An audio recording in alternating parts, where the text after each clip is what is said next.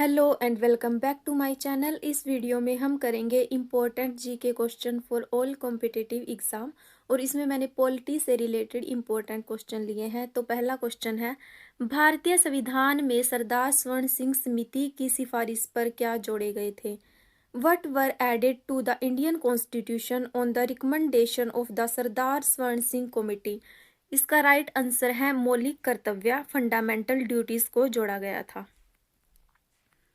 भारतीय संविधान में कुल 11 मौलिक कर्तव्य हैं। इनका उल्लेख संविधान के अनुच्छेद 51 कै के भाग 4 कै में किया गया है।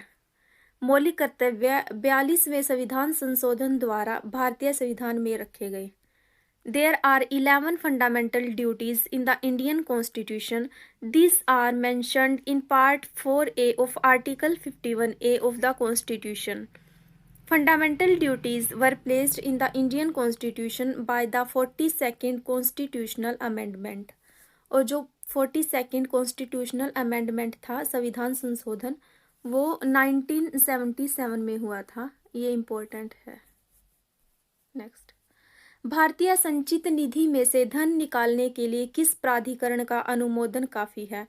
The approval of which authority is sufficient to withdraw money from the consolidated fund of India? इसका राइट आंसर है केवल संसद, ओनली पार्लियामेंट का अनुमोदन ही काफी है अगर भारतीय संचित निधि से धन निकालना हो तो। क्वेश्चन नंबर 3, संविधान के भाग 9 के अनुसार पंचायतें किन प्रदेशों में लागू नहीं है?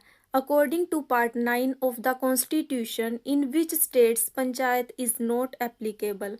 इसका आंसर आएगा नागालैंड, मेघालय, मिजोरम, त्रिपुरा, असम का आदिवासी क्षेत्र और मणिपुर का पहाड़ी क्षेत्र। इनमें पंचायतें लागू नहीं हैं। और संविधान का भाग 9 पंचायती राज से रिलेटेड है।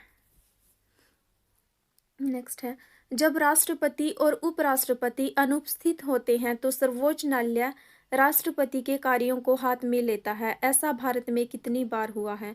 देखो, जब राष्ट्रपति एब्सेंट होता है तब उपराष्ट्रपति उसका काम संभालता है, और अगर दोनों एब्सेंट है तो सर्वोच्च न्यायालय के जो न्यायाधीश हैं वो काम संभालते हैं।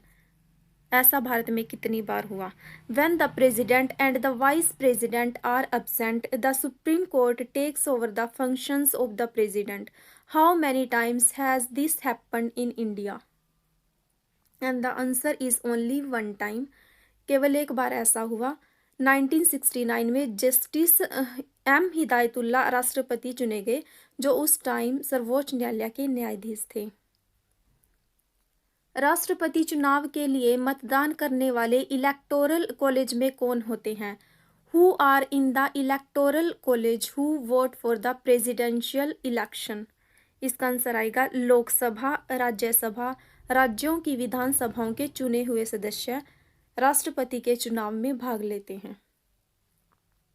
क्वेश्चन नंबर 6, संविधान की व्याख्या सर्वोच्च न्यायालय के संवैधानिक बेंच के डोमेन के भीतर आती है। बेंच में कितने सदस्य होने चाहिए? Interpretation of the constitution comes with in the domain of the constitutional bench of the supreme court. How many members should the bench have? And the answer is 5 member. Next है, संघ की राज्य भाषा हिंदी और लिपि देवनागरी होगी। अंग्रेजी का भी आधिकारिक कार्यों के लिए प्रयोग किया जाएगा। यह किस अनुच्छेद में है? The official language of the Union will be Hindi and the script Devanagari. English will also be used for official work. In which article it is? And the right answer is Article 343 के Part 1 में। और जो Article 343 है वो related है,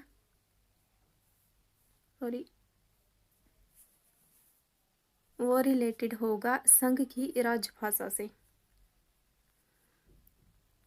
question 8, भारतीय संविधान का अनुच्छेद 25 से 28 संबंधित है। Article 25 to 28 of the Indian constitution deals with. इसका आंसर आएगा धर्म की स्वतंत्रता से। जो धर्म की स्वतंत्रता है वो पार्ट 3 में है संविधान के।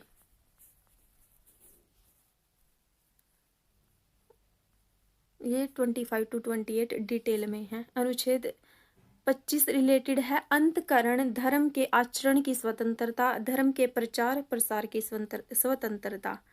अनुच्छेद 26 धार्मिक कार्यों के प्रबंध की स्वतंत्रता। अनुच्छेद 27 किसी विशेष धर्म के प्रचार के लिए करों के भुगतान के रूप में स्वतंत्रता। आर्टिकल 28 कुछ शैक्षणिक संस्थान में धार्मिक शिक्षा या धार्मिक पूजा में उपस्थिति के रूप में स्वतंत्रता। Article 25 related to freedom of conscience and freedom and free profession practice and propagation of religion. Article 26 is related to freedom to manage religious affairs. Article 27 freedom as to payment of taxes for the promotion of any particular religion. And Article 28 is related to freedom in the form of religious instructions or attendance at religious worship in the some educational institution. Next question है, भारत का प्रधानमंत्री उसकी सरकार के खिलाफ कब अविश्वास प्रस्ताव में भाग नहीं ले सकता? आंसर आएगा जब वह राज्यसभा का सदस्य हो, क्योंकि भारत का प्रधानमंत्री राज्यसभा का सदस्य भी होता है। So for more video like share subscribe to my channel. Thanks for watching. Have a nice day.